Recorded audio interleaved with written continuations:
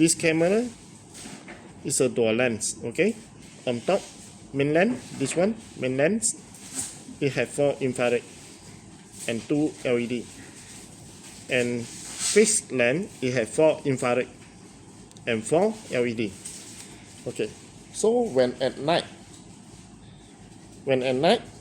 your environment have a low light or dim light, it will have a lot of noise.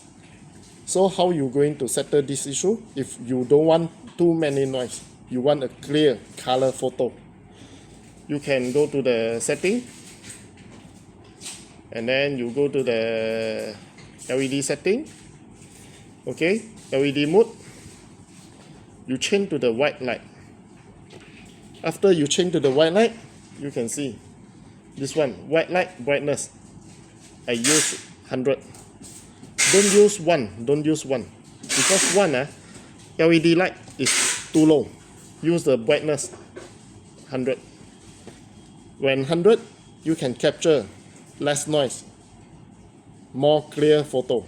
Okay, and then the times, lighting time, you can set. Now I set 9 to 12.